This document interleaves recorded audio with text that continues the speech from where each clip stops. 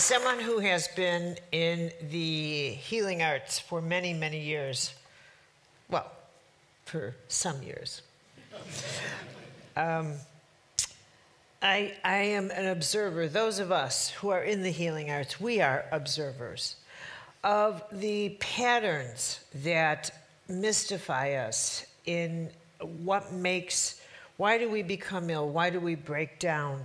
What helps us to become better? I mean, we are great mysteries to each other. And I find it so interesting that for all the years that we continue to study us, that we are such mysteries, which should tell us right off the bat that we continue to open places within ourselves, that we ourselves, as we are the observers, that we are continuing to learn how to observe, and that we as human beings are continuing to find places to observe.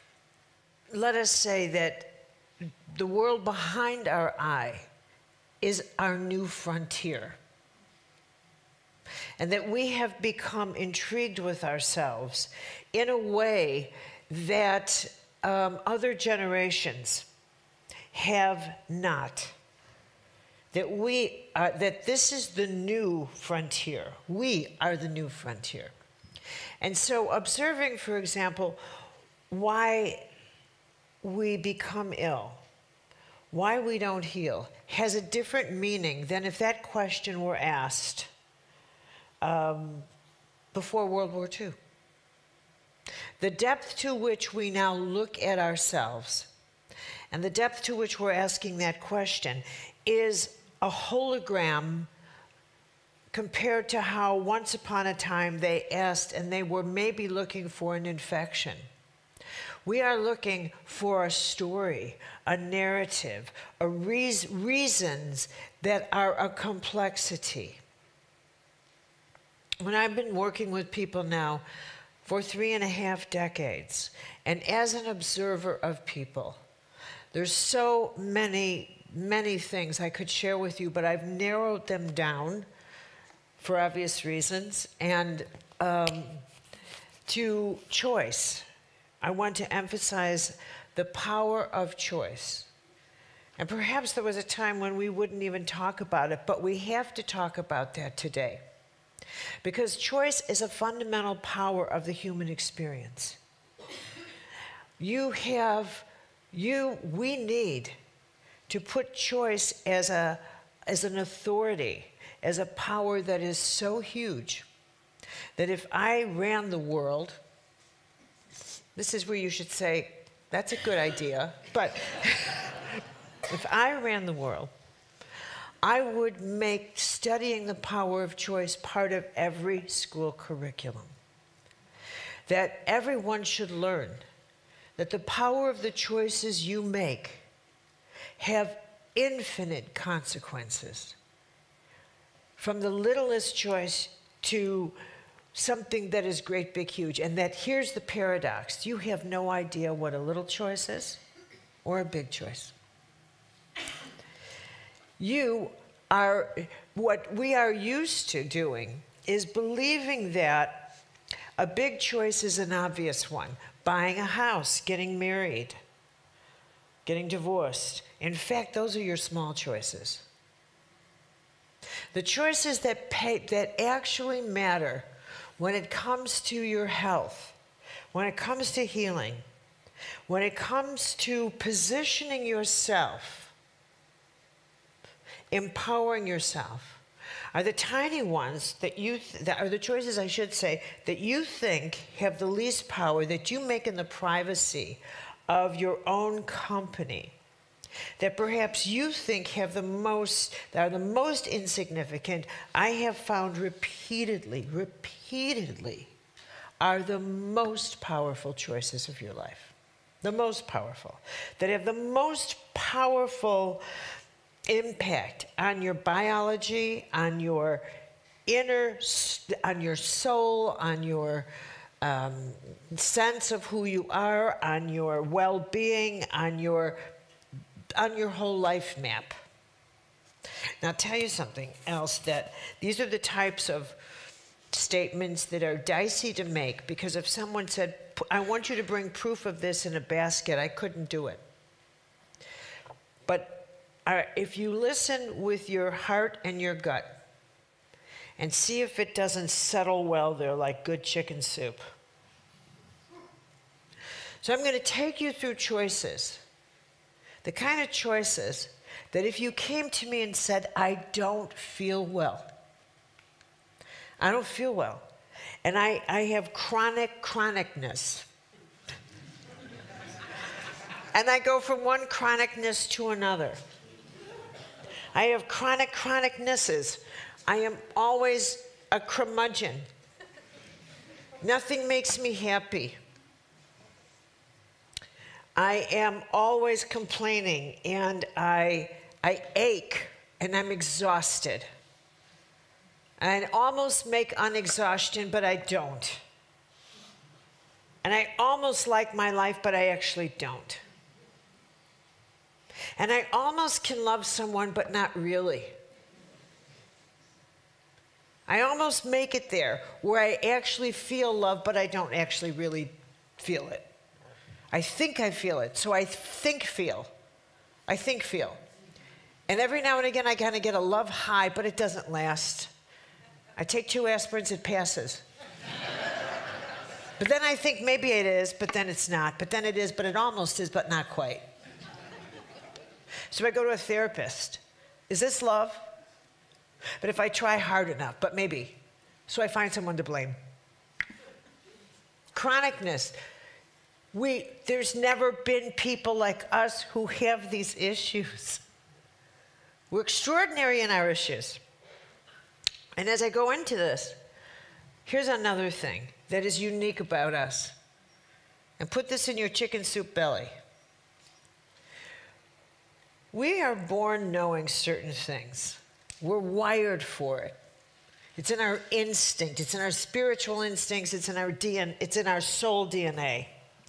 We are born knowing that choice is powerful. Choice is the most powerful thing we got going for us, and we know it.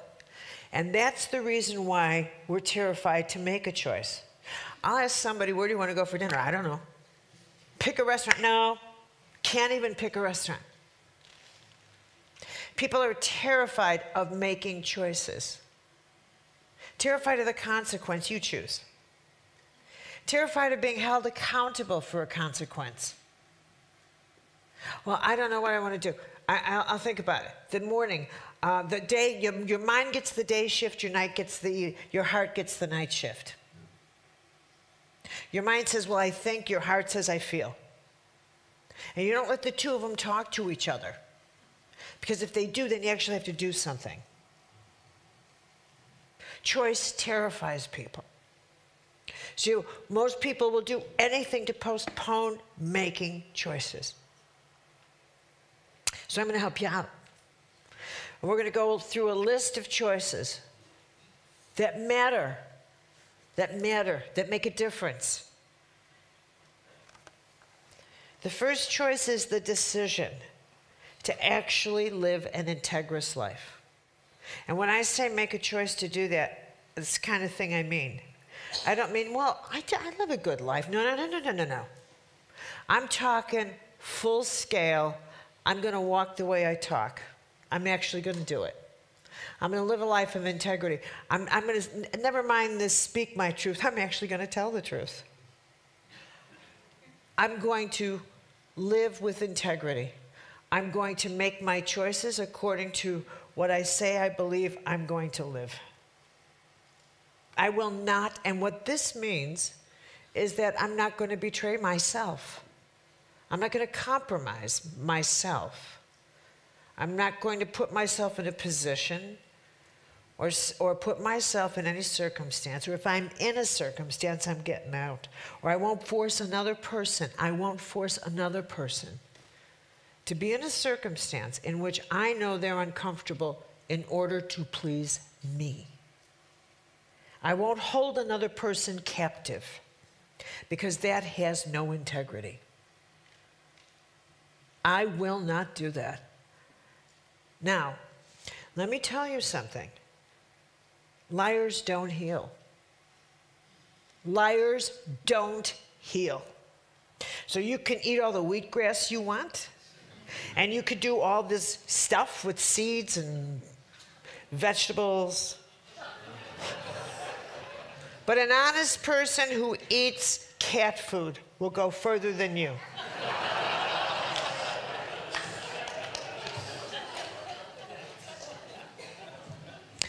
Dishonest people, people who lie, people who have moral crises and do not get it, people who blame others for things that they do and they know it, people who make choices and they know another person's going to pay for the consequence of that choice and they are conscious of it. They know for a fact that they're saying something that is not true. And they know another person's going to be hurt by that. People who deliberately say things to hurt somebody. Believe you me, your body knows you did that. Your mind knows you did that. Your heart and soul knows you did that. So you did that. So don't tell yourself, under any circumstances, that the problem with your depression comes from your childhood. Don't go there, knock it off, and make the decision. The decision to live an integrous life means get this act together. So it's not as simple as saying I'm a good person. Knock it off. This is major league. Second, are you taking notes? You make a decision. I will not pass my suffering on, but my wisdom. I make the decision not to pass on my suffering, but my wisdom. So that from the years of your life, you make the decision, the gifts that I have to pass on, I either pass on the wisdom I've learned, or I will pass on at this stage the suffering. Oh, my poor life. Or go harvest the wisdom. What do you want to pass on? The sludge or the wisdom? That's up to you. Everybody has a choice, and everybody can pass on, but again, it's the choice. It's the choice. We all have that. And believe me, I am not saying we don't have grief, we don't have pain. But if we look at life, there are certain things that all spiritual, the great religious traditions, the great spiritual holy traditions have in common.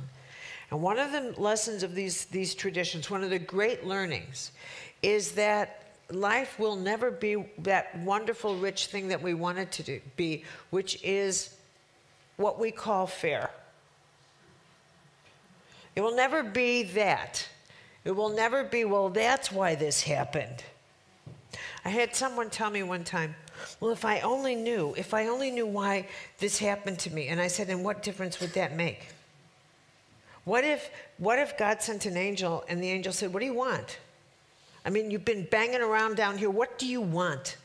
I want to know why this happened and this happened and this happened. What if the angel said, because it did? Now what? Now here's the thing. Some of the grief and injuries that have happened to people are so horrible, it's unbelievable. And the truth is, nothing can make that go away. Nothing can make that better. And the model of healing that we have to have is a model that says healing is not about ever forgetting those things. It's not about forgetting. It's about looking at what has happened to us and saying, this will never defeat me. It will never defeat me, but I will not live in this. I have to somehow turn this into my source of wisdom, but I will not live in woe. I will not. And that becomes this choice. I have to choose wisdom or woe, but I can't make it go away. And if you can't make it go away, then that is the choice, wisdom or woe. The third The choice to take risks. Take risks in your life. Don't wait for proof. Take risks. And how does this factor into your health? Because what happens is people who, what happens when people become ill and they feel their life force diminishing? They always hit regrets. You will always hit the regret stage. You will always hit the, oh, I should have done this, I should have done that, I should have. You will always hit that place as you begin to feel yourself weakening. Even if you're going to go right back up.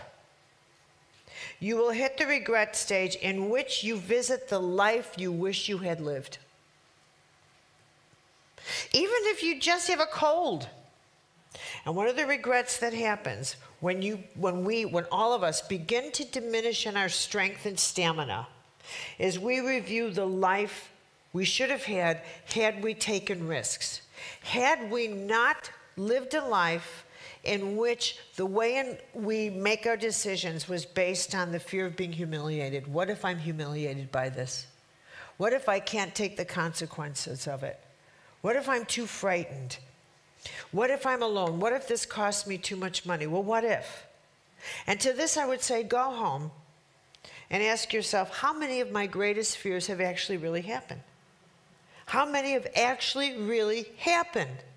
How many of my greatest fears have really happened? And then actually calculate, write down how many of the most wonderful things that have happened to me did I actually have anything to do with?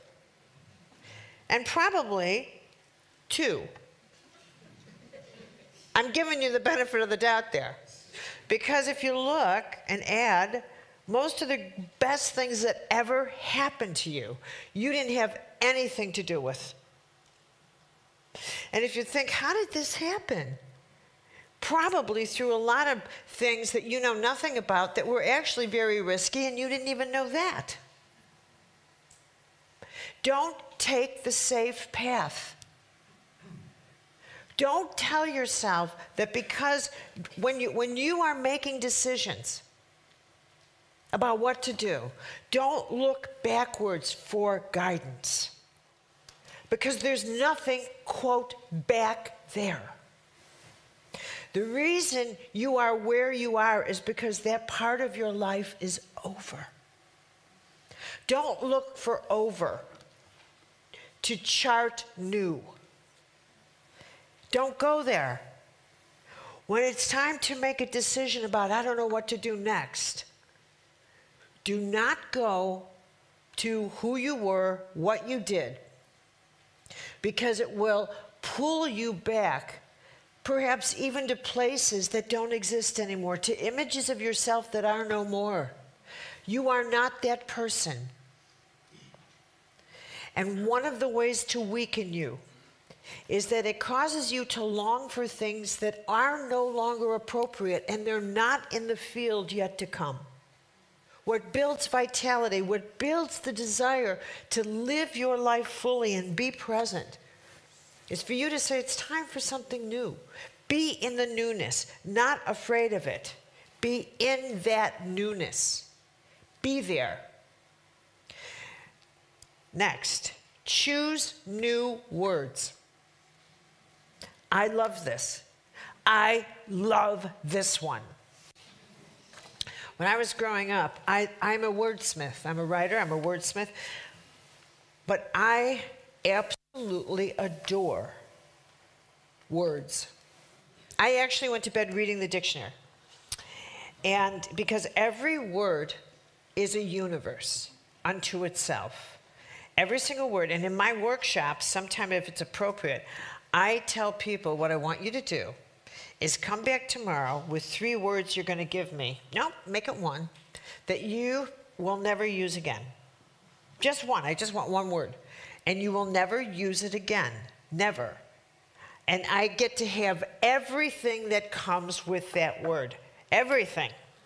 And I don't care if the word's 2 letters, 3, 4. I just want 1 word. So imagine if you decided, okay, I'll give you the word bug. I'll give you the word blue, and you'll never see blue again. Now, if I really, really want you to go home sometime in the next couple of days after you hear this talk, and think about if you really had to yank a word out of your head, which meant you had to take the whole world that went with that word out of your head, what would you give that person? What word? Zebra? You'd never see a zebra again. You really want to give up seeing that animal? Okay. And everything that went with that. Now,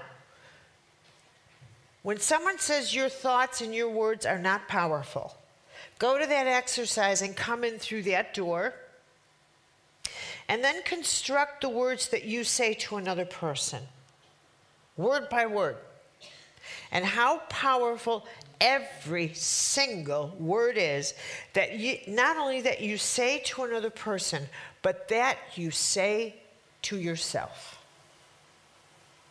What are the words you say to yourself? Words that you should never utter again to yourself. Words that you should never ever use. Words that you should say, what is that word doing in my head? When we finally do quantum energy medicine, micro energy medicine, we will finally do analysis, energy analysis, at a level that includes the power of the vocabulary that we use. And we will be able to say to people, your vocabulary is so toxic that the vibration of your neurology includes thoughts, includes frequencies that are so toxic that even if you do visualization, it is offset by a vocabulary that is organically so negative. I don't care what your visualization is. Your vocabulary is fundamentally hostile. It is hostile. If I had to rate your vocabulary, it is fundamentally a hostile one toward everything you see, toward everyone, and toward yourself. You get up in the morning and you are hostile. Your first thoughts are angry. You see your life as not enough. You see others as not enough. Your first reaction to everything is critical. Your first reaction is, this is not good enough. They're not good enough. And you hold as two words, power words, blame and deserve. I blame them, and I deserve this. And you feel entitled. Three words that are lethal. Entitled, blame, and deserve. And if you could extricate those three words from your head, you have no idea how much better you would feel. If you never use those three words again, I will tell you right now your depressions would be much less. Because you're not entitled to anything. Blaming others, blaming anything, will take you out of your present. And it will absolutely put such toxic perceptions in you. And do you realize all you have to think about is who's blaming you for something? And then just picture how many people are blaming you, and how would you like to dwell in that thought? Because if you're blaming others, I assure you someone's blaming you. Someone's in therapy because they know you. So stop looking at the world through your eyes. Finally, make this choice. Choose to get up every day and bless your day. Choose to get up every single day and bless your day. And to say, I have no idea what's going to be in my day, but it is blessed. Why? Because I am alive. And don't base your gratitude for your life on what you have or how you feel, but just because you are. Just because you are. Just because you are. And then hold in your heart this prayer. This day of my life will never come again. I will never see the people I am looking at again. I will never see this sunrise again, and I will never see that sunset. I will never see the person having breakfast with me again just this way. No, nothing in my life like this will ever come again. That alone, that choice alone, should take out of your heart every bitter taste there is. That it should shape the life around you with such grace and such beauty. That it would make you only want to see the present with great gratitude and love. Thank you, everybody.